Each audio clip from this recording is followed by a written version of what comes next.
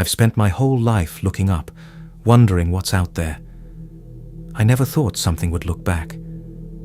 The night sky stretched endlessly above me, an ocean of deep black scattered with stars.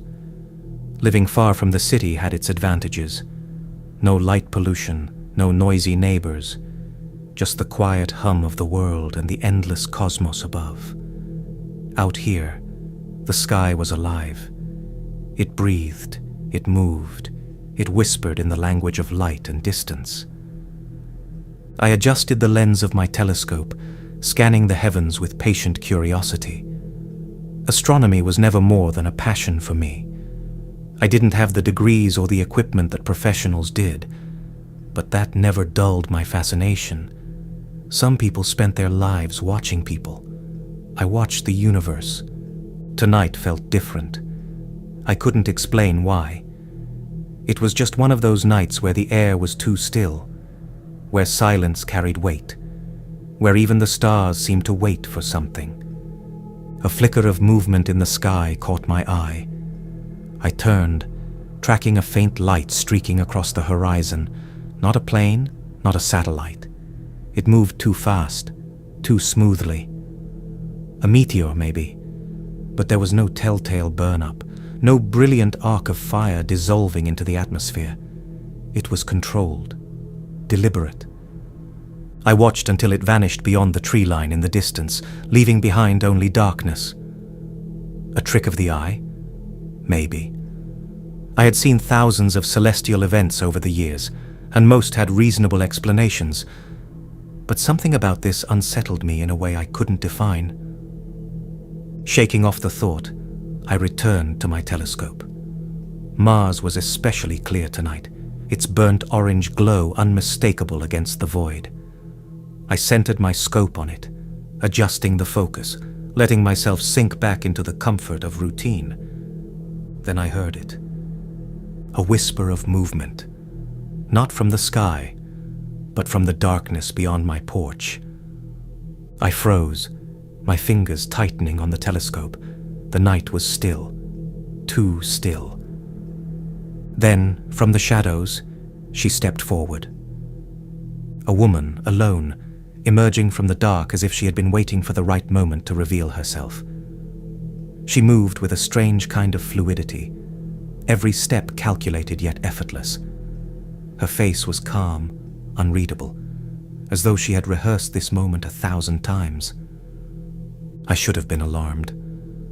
No one lived near me for miles. No one came out here uninvited.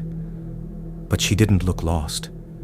She didn't look like someone who had wandered off a hiking trail. She looked like she had been watching me. I swallowed, standing slowly. "Are you lost?" She tilted her head slightly, as if considering the question, then answered, "No, but I would like to speak, if you have time." Her voice was smooth, deliberate, with an accent I couldn't place. Not foreign, not local, just different. I studied her. She didn't seem cold despite the chilly air. Her posture was too perfect, her stillness too controlled. Something about her was off, not in an obvious way, but in a way that sent a quiet hum of unease through my mind. But curiosity overruled hesitation. "All right," I said, motioning to the chair across from mine. "I've got time." She smiled, just barely. And then, as if the universe had been holding its breath, she sat. The moment stretched between us, the night air still, as if the world itself was listening. She sat across from me, her posture perfect, her expression unreadable. There was something unnerving about her stillness, how she seemed so in control, as if every movement was measured, every word carefully selected before it left her lips. I leaned forward slightly, studying her in the dim glow of the porch light. "So, what is it you want to talk about?" She tilted her head slightly, considering the question. "The stars," she said simply, "and why you watch them." A smile tugged at the corner of my lips. That's a broad topic. She didn't smile back, but she didn't seem impatient either. She was waiting for my answer, as if it mattered more than I realized. I sighed, leaning back in my chair. I guess I watch them because they remind me how small we are, how much we don't know. The universe is endless, and yet here we are, sitting on this tiny rock, pretending we understand it. She nodded slowly, as if processing my words in real time. You look at them for answers? Sometimes, I admitted. But mostly, I look because I know I'll never have them. Something flickered across her face, something almost imperceptible, a hesitation. It was gone in an instant, but I caught it. You don't look at them for answers? I asked, testing her. She hesitated again, but her voice remained steady. I look at them differently. I waited, but she didn't elaborate. I decided to press. What do you see when you look at the stars? She was quiet for a long moment, her gaze shifting upward. Distances, she said finally. Great distances, and the spaces between them. There was something detached about the way she said it, like she wasn't just speaking metaphorically.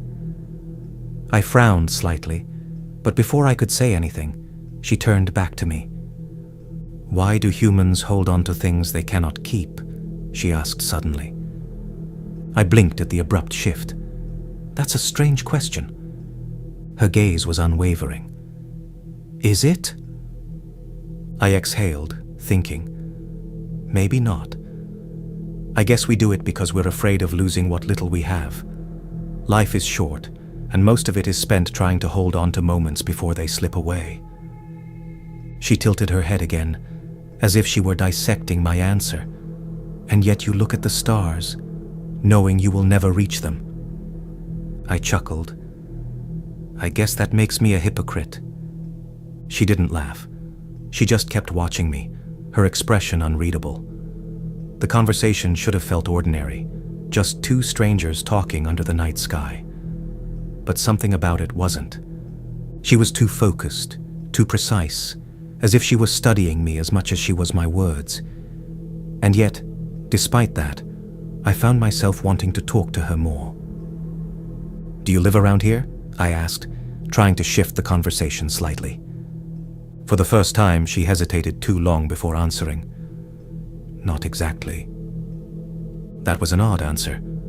So you're just passing through?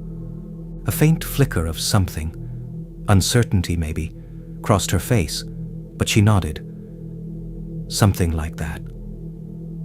Silence stretched between us, the distant sound of crickets, the whisper of the wind through the trees. But all I could focus on was her. Finally, she stood. I should go. I didn't know why I felt the impulse to stop her. Maybe it was the unanswered questions, the way she spoke like someone who had never had a conversation like this before. Or maybe it was just the quiet strangeness of her, the way she seemed so in control yet so unsure all at once. Will I see you again? I asked before I could stop myself. She studied me for a long moment, then gave the smallest nod. Yes. Then, without another word, she turned and disappeared into the night.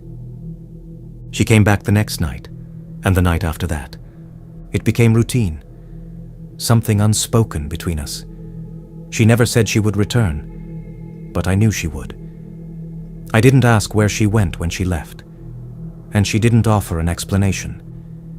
It was as if, for the brief moments we sat under the stars together, nothing outside this place existed. She asked questions, always questions. Why do humans create things they know will one day decay? Why do you love the sky if it will never love you back? Why do people believe in things they cannot see? They weren't ordinary questions. They were questions from someone who didn't understand, not in the way a person might struggle with a concept, but in the way someone might struggle with an emotion. Like she was trying to see the world through a lens that wasn't built for it.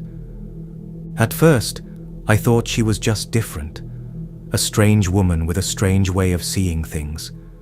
But the more time I spent with her, the more I started to notice the cracks. They were small things at first.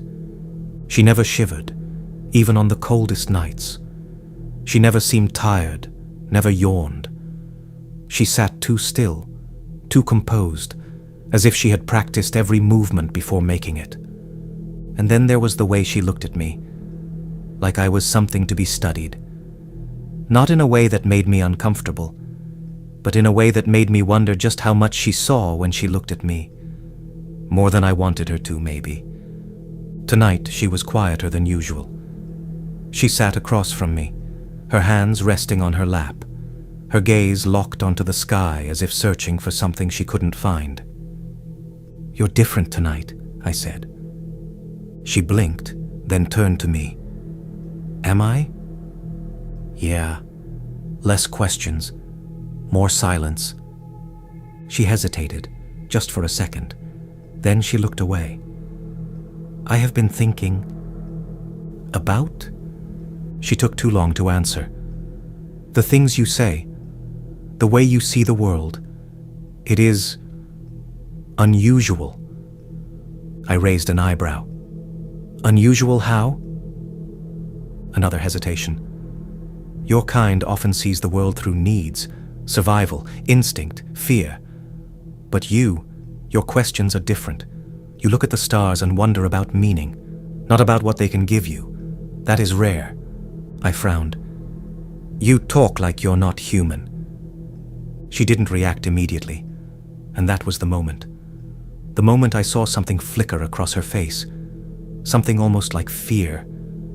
It was gone in an instant, buried beneath that careful, measured composure. But I had seen it, and she knew I had seen it. She recovered quickly, too quickly. "I meant that I have met few who think like you."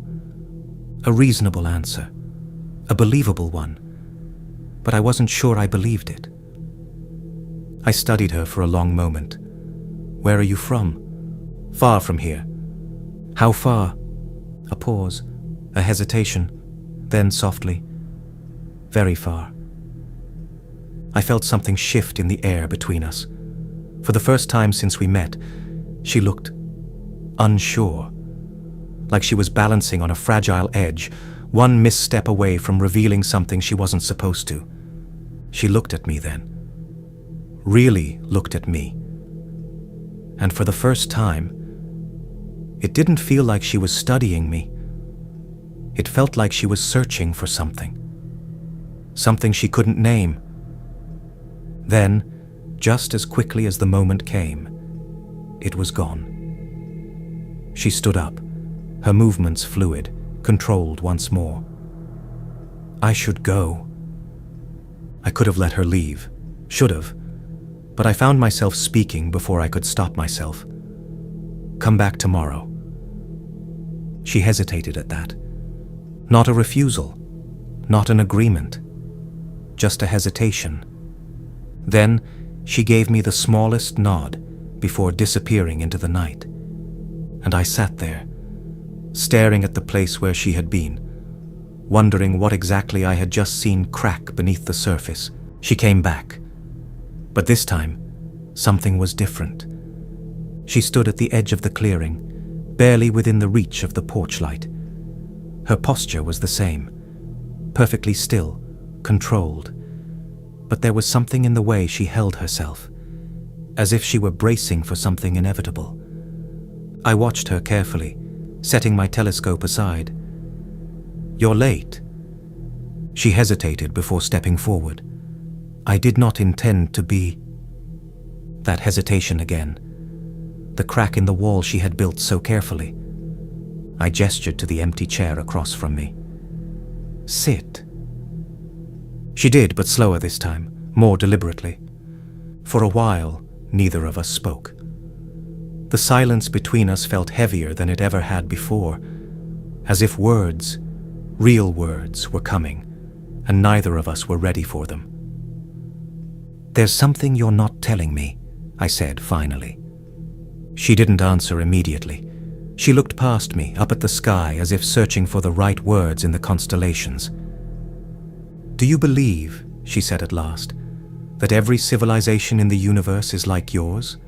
That they look up at the stars and wonder, as you do?" I frowned at the question.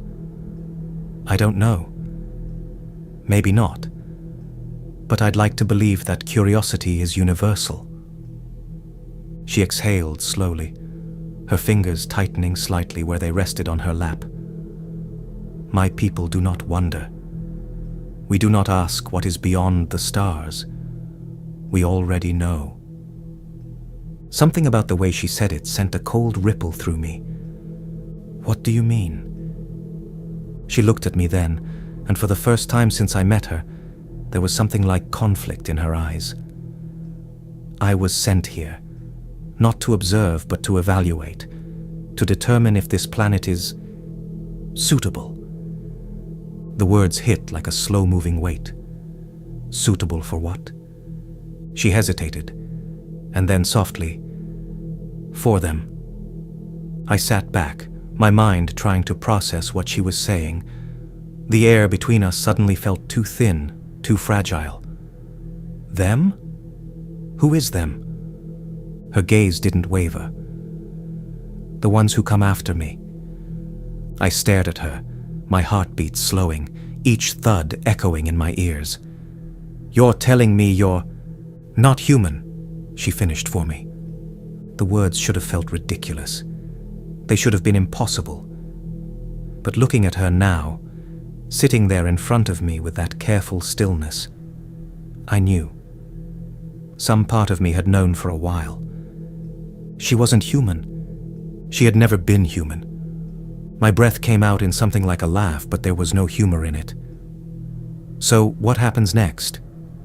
She didn't answer. That, more than anything, made my stomach tighten. "You were sent to prepare us," I said quietly. "To prepare Earth for whatever comes next." She nodded. "And what does come next?" She hesitated again, but this time, the mask slipped just a little more. "I do not know." I frowned. "How can you not know?" She looked at me then, and for the first time, there was something raw in her expression. "Because I have never doubted before." The words settled between us, shifting everything. She had come here with a purpose, one she had fulfilled on other worlds before. But this time, something had changed. I had changed her. "So what are you going to do?" I asked. She looked down at her hands, flexing her fingers like she was trying to make sense of them. "I do not know," she repeated. "That is new for me." I swallowed, watching her carefully. "Are they coming?" She met my gaze. "They are waiting for my signal." Silence stretched between us longer than before. My thoughts raced, but I forced myself to steady them. "And if you don't give it?" She didn't answer. But she didn't have to. For the first time since she arrived, she was uncertain. And that meant there was still hope. The night was colder than before. Or maybe it just felt that way. She stood at the edge of the clearing again, the place where she had first stepped into my life. But tonight, she wasn't just another visitor. Tonight, she was something else entirely. Something I had never imagined. Something I wasn't ready to lose.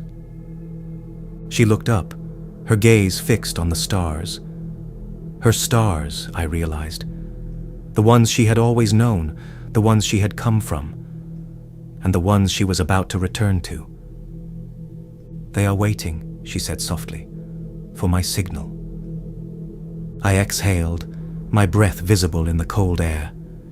And she turned to me, something fragile flickering in her eyes. "I told them there is nothing here." The weight of her words settled over me like gravity. "You lied," I said quietly. She hesitated, then nodded. "Yes." I wanted to ask why, I wanted to hear her say the words, to understand what had changed inside her. But I already knew. It wasn't just about Earth.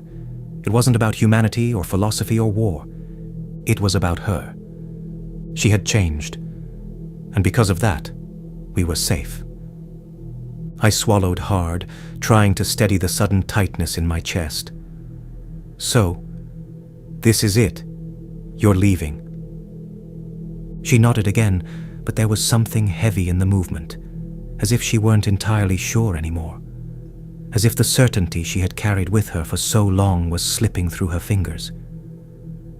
I cannot stay, she said. They will question me. They will search for answers. If I remain, it will only put you in danger. I understood, but that didn't make it any easier. She took a step closer, and for the first time, her composure wavered. I never expected you, she admitted. I never expected this. I almost smiled. Neither did I. For a moment, neither of us spoke. The air between us was thick with unspoken things, things that couldn't be said, things that would only make it harder. She reached out then, hesitating just slightly before her fingers brushed against my cheek. It was the first time she had ever touched me, and somehow, I knew it would be the last. You changed me, she whispered. I do not know what that means, but I know it is true. I closed my eyes just for a second, letting the weight of her touch settle into memory. When I opened them, she was still watching me, her expression unreadable, and yet filled with something I recognized all too well. Regret. She pulled her hand away. A faint hum filled the air, and behind her, a shimmer of light began to form, a door to the place she had come from, a place I would never see. Will I ever see you again? I asked, knowing the answer even before she gave it. Her eyes softened. I do not know. That was the thing about her, about this, about all of it. She was never meant to stay, and I was never meant to matter. And yet, here we were. She stepped back, toward the light, her silhouette framed against the impossible. Then, just before she disappeared, she spoke one last time. Goodbye. And just like that, she was gone. The night fell silent again, the clearing empty, as if she had never been there at all. But I knew better.